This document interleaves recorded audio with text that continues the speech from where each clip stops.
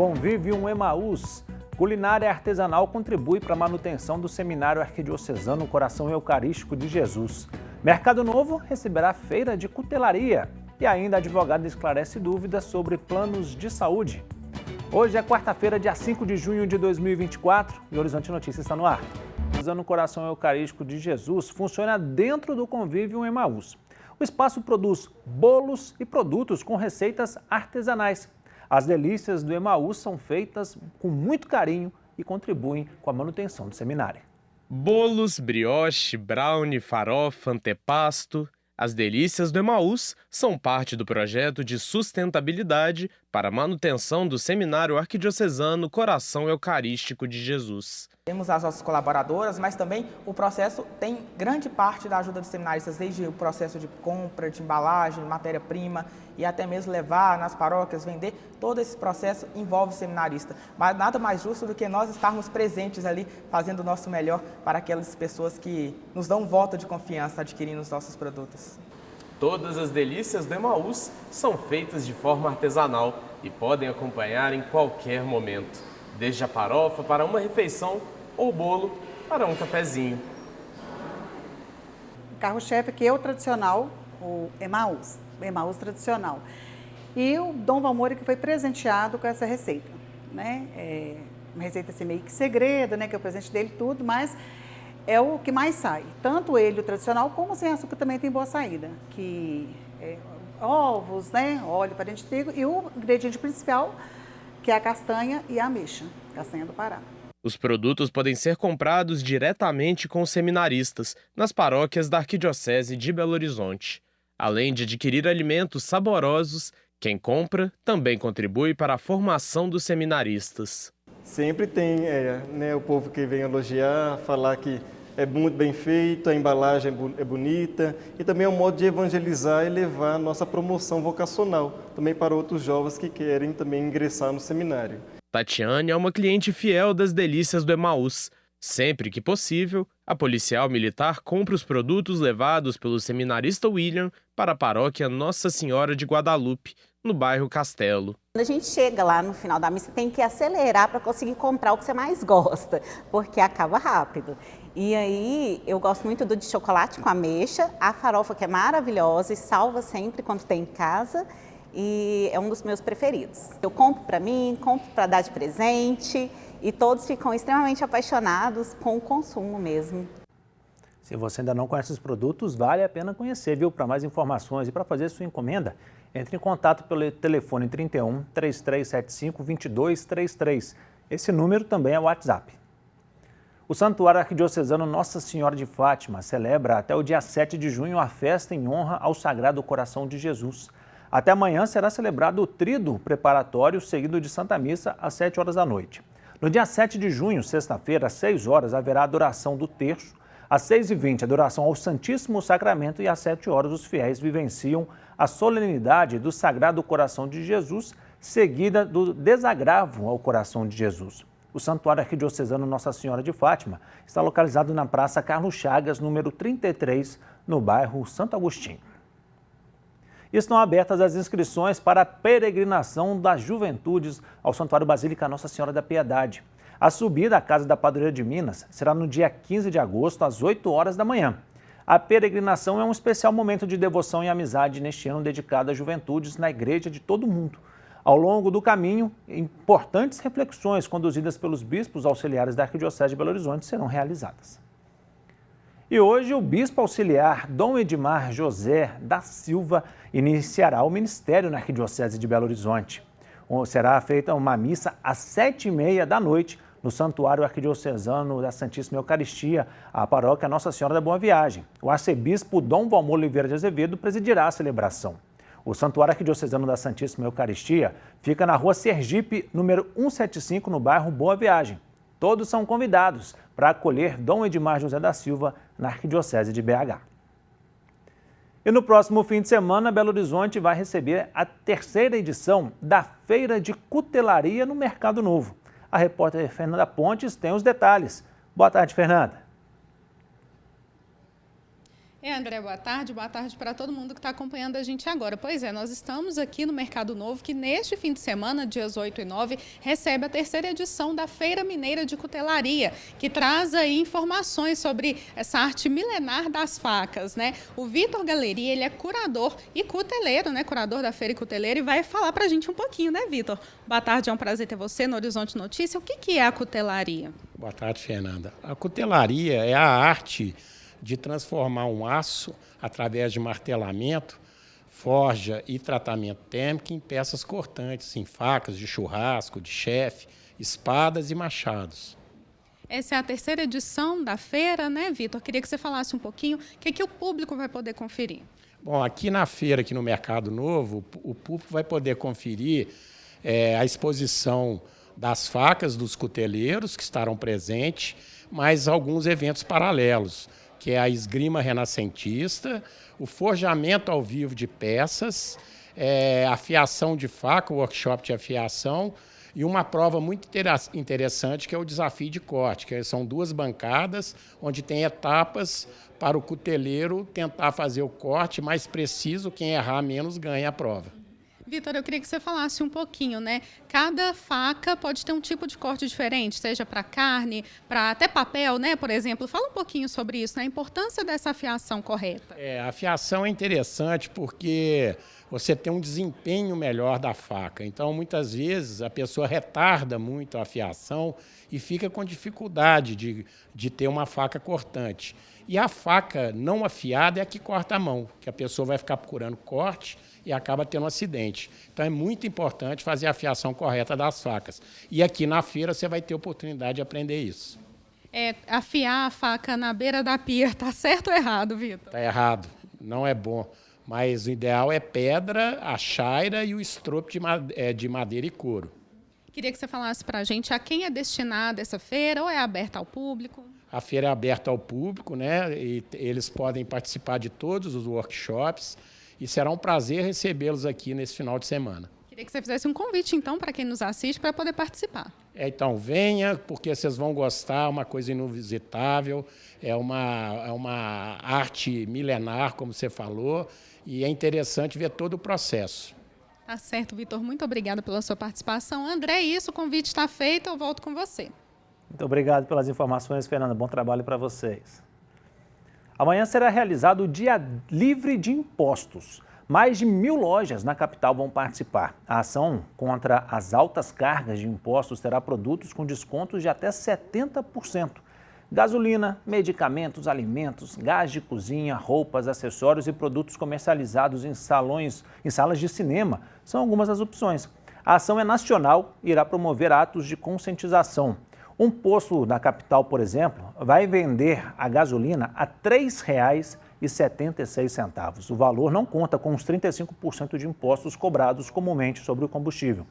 Desde o começo do ano até o fim de maio, os belo-horizontinos pagaram 2 bilhões e 400 milhões de reais em impostos, de acordo com o impostômetro do Instituto Brasileiro de Planejamento e Tributação. É hora de conferir a previsão do tempo para hoje em algumas cidades mineiras. Em Belo Horizonte, nesta quarta-feira, a previsão é de sol com algumas nuvens, sem previsão de chuva. A temperatura mínima foi de 13 graus e a máxima pode chegar a 25. A umidade relativa do ar varia entre 49% e 91%. Em Santa Luzia, na região metropolitana, o dia será de sol com algumas nuvens e chuvas rápidas durante a tarde e a noite.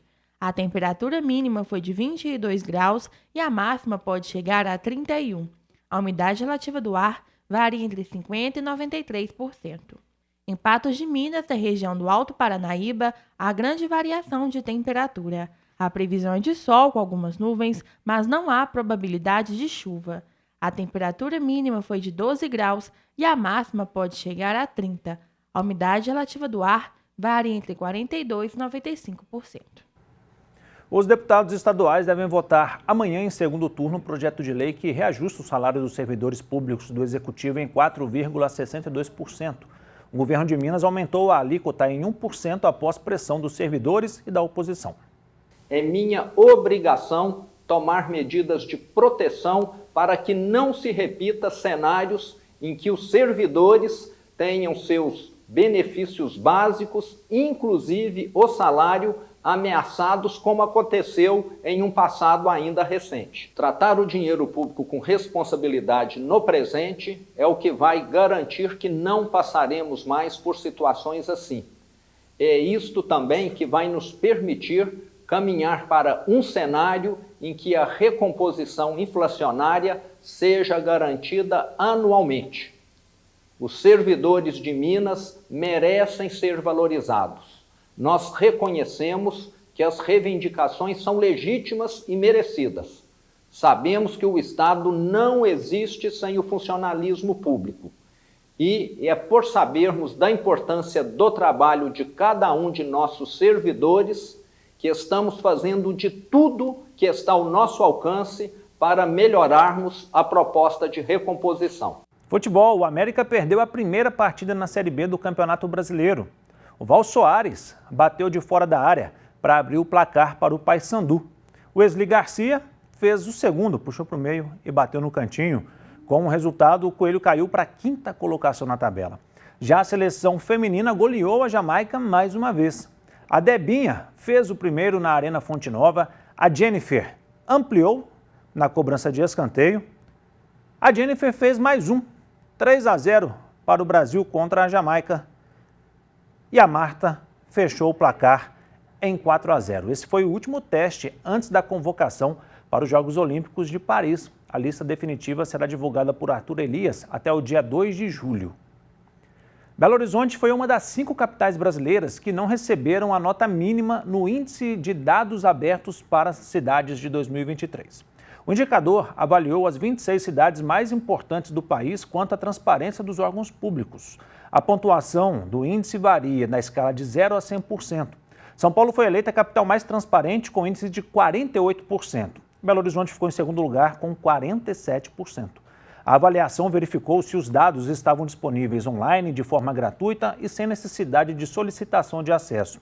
Também se o conjunto de informações estavam disponibilizados em metadados e em formato de arquivos não proprietário e processável, e se foi atualizado de acordo com a periodicidade declarada. Foram analisados os dados de áreas como administração pública, assistência social, cultura, educação, esporte e lazer e finanças públicas. A Polícia Civil de Minas emitiu um alerta à população sobre notícias falsas envolvendo a Carteira de Identidade Nacional. Segundo o órgão, a emissão da primeira via do documento é gratuita, não só neste ano, não havendo a necessidade de urgência para requerê-la. O modelo anterior da carteira de identidade terá validade até o dia 23 de fevereiro de 2032. Desde janeiro deste ano, já foram emitidas mais de 400 mil unidades do documento em todo o estado. Para obter a carteira de identidade nacional e tirar dúvidas, é só acessar o site mg.gov.br/serviços.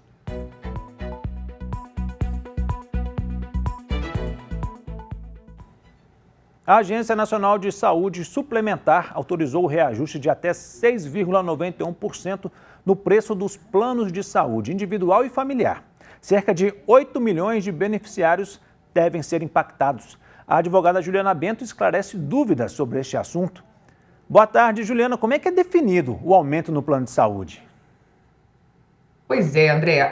Ela é diferenciada, depende do ano de contratação do plano de saúde. Os planos contratados depois do ano de 1999, eles vão seguir justamente esse controle da ANS. Os planos anteriores a 1999, eles seguem o contrato. Então, o reajuste vai ser sempre o contrato e a ANS não vai ter controle sobre isso. Já os planos, e também há uma diferença grande aqui que a gente tem que pontuar. Existem os contratos individuais, que é aquele que você vai lá na operadora e faz o contrato individualmente, e existem aqueles contratos que são os coletivos. Quer ver um exemplo? Os advogados que contratam através da OAB, é feito um contrato coletivo para atender todos os advogados. Então, esses contratos coletivos, como a legislação pressupõe que a OAB, no caso, ou outro órgão, interfere a favor dessas pessoas, nesses contratos coletivos, também não há um controle da ANS nesse reajustamento. Pois é, a ANS aprovou esse aumento aí sobre os planos individuais e familiares, né? E aí, no caso dos planos empresariais, por exemplo, um funcionário tem a linha empresa, tem como um benefício um plano de saúde. Nesse caso, há um aumento já definido? Pois é, aí neste caso não. Neste caso, não, como é que é feito essa composição, que é o tipo do contrato coletivo? Ele vai ser feito a recomposição da inflação e vai ser analisado também uma sinistralidade. O que significa isso? Se houve um aumento excessivo dos gastos, né, recompõe os gastos que a operadora teve para poder gerir o plano.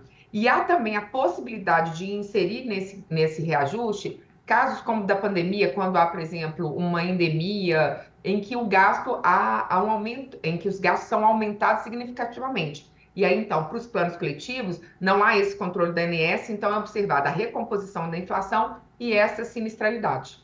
Juliana, existe a possibilidade de se fazer a portabilidade do plano, caso o beneficiário considere que o valor ficou alto demais? Existe sim, sempre ele pode requerer essa portabilidade e uma questão que é relevante. Dependendo do tempo que ele tenha de contrato, inclusive quando ele muda para a nova operadora, ele não vai ter que respeitar períodos de carência, né? Ainda mais se ele tem mais de 24 meses de contrato com a operadora anterior. Então as pessoas elas têm essa possibilidade, até recomendável, que ela verifique onde ela vai ter menos gasto. Tão importante hoje, né? Mais um aumento, então é importante que as pessoas tenham essa ciência da possibilidade da portabilidade para que elas possam pagar menos pelo plano de saúde. Juliana, algo que tem preocupado as pessoas, a gente tem visto casos de planos de saúde que estão suspendendo o contrato unilateralmente. Isso é permitido por lei? De uma forma geral, não. Se não há nenhum problema com a operadora, ela não pode suspender unilateralmente o contrato. O contrato ele só é permitido ser suspendido depois de 12 meses de contrato com essa operadora e só se a operadora estiver enfrentando problemas financeiros, né? A gente sabe que várias operadoras estão realmente em uma fase de falência, de não conseguir arcar com seus custos. Mas se não é esse o caso da operadora, ela está tentando desfazer o contrato porque, por exemplo, às vezes é uma pessoa que depende muito do plano de saúde, está com a saúde muito afetada, nesse caso, o rompimento unilateral, ele é absolutamente ilegal. Ele só é permitido se a operadora tiver com dificuldades financeiras. Se não for este o caso, ela não pode fazer a suspensão unilateral do contrato. E se o beneficiário estiver aí no meio de um tratamento de saúde e houver esse rompimento, como é que ele pode, o que ele pode fazer, né, para ter seu direito garantido? A gente sempre tenta recomendar que procure os órgãos de defesa do consumidor, tentar compor um acordo com a operadora e, se não for o caso, aí sim procurar o resguardo do judiciário para que ele possa ter aí o seu direito à saúde garantido, que é, inclusive, um direito constitucional, uma cláusula pétrea que abarca todos nós. Tá certo, Juliana. Muito obrigado pelas informações. Uma ótima tarde para você. Boa tarde, André. Boa tarde a todos. E já entrou em operação o primeiro pedágio sem cancela em Minas Gerais. O sistema de cobrança foi instalado no quilômetro 12 da MG 459 em Monte Sião, no sul do estado. Os pagamentos serão feitos de maneira online, por tags ou em pontos presenciais. Segundo a concessionária responsável pela rodovia, o objetivo do sistema é garantir um fluxo de veículos contínuo com mais segurança e agilidade. O pedágio custa R$ 4,60 para motos e R$ 9,20 para carros. O sistema Free Flow também deve estar presente no Rodoanel Metropolitano de Belo Horizonte. As obras de construção do sistema viário devem ter início entre o fim deste ano e o início de 2025. A concessionária que administra o metrô de Belo Horizonte propôs uma mudança no projeto da linha 2, que expandirá o serviço para a região do Barreiro. O pedido, enviado ao governo de Minas, sugere uma linha singela entre as duas últimas estações, a Ferrugem e a Barreiro. Isso significa que as composições transitarão em uma mesma linha férrea nos dois sentidos. A distância prevista entre as duas estações é de 1,7 km, com tempo de circulação estimado em 2,5 minutos. Ao todo, a linha 2 acrescentará 10,5 km de extensão ao metrô e deve estar em operação no primeiro trimestre de 2028. O Museu Inimar de Paula cedia a exposição inédita Política e Vanguarda 1964-85 na coleção de Lili e João Avelar. As obras que foram produzidas durante o período da ditadura militar no Brasil. Mais de 300 obras integram a exposição, que traz a maior coleção de arte pop política do Brasil pela primeira vez ao público. Eu acho que o momento político que nós estamos vivendo hoje, 60 anos depois de 64, é bastante similar, né? Os nervos bastante exaltados, essa polarização. E falei, não, vamos fazer a exposição sim, que eu acho que é uma forma de refletir sobre o país e o mundo que nós estamos vivendo hoje e, quem sabe, encontrar caminhos melhores. O acervo, segundo o curador, demorou mais de 20 anos para estar completo. Foram sendo adquiridas gradativamente, desde 2099, por aí. Todo ano acha uma aqui, outra ali, garimpa daqui, visita um ateliê e algum marchand. Em resumo, foi um processo de pesquisa muito longo, na verdade. Segundo o curador, um dos grandes destaques da exposição é a presença de obras feitas por mulheres e que retratam a situação delas no período da ditadura militar. Aquela situação que todos sabem de predominância da vontade masculina, vamos dizer assim. Então nós temos críticas, e isso aí é uma pintura política, né, no meu modo de ver. Além disso, a exposição traz alguns destaques, como 30 desenhos feitos pelo artista plástico Carlos Ilho e que foram produzidos durante o período em que esteve como preso político, entre os anos de 1970 e 1971. Temos também um destaque para algumas obras de artistas mineiros, como, por exemplo, Olhe Bem as Montanhas, do Manfredo Souza Neto. Quem esteve em Belo Horizonte nos anos 70, nos anos 80, vai se lembrar dos adesivos na parte traseira do vidro dos carros com o dizer Olhe Bem as Montanhas, que já era uma preocupação ecológica lá de trás. E temos também uma sala especial para o Décio Noviello, que é um grande artista mineiro e era um grande amigo também. A exposição fica em cartaz até o dia 18 de agosto no Museu Inimar de Paula, que fica na Rua da Bahia, número 1201, no centro da capital. A entrada é gratuita. Aponte a câmera do seu celular para o QR Code ali no cantinho para ter informações sobre a família dos devotos de Nossa Senhora da Piedade e saber como você pode participar. Nós estamos com 12% da meta de arrecadação para o mês de junho. A sua doação é muito importante. Para sugerir assuntos para a gente discutir aqui, envie um WhatsApp para 31996802910. E para rever reportagens que foram ao ar, acesse o nosso canal no YouTube, o @Horizonte Notícia TVH. Nós encerramos essa edição com imagens do Mercado Novo. E eu volto amanhã 12:30. Fique com Deus. Até lá.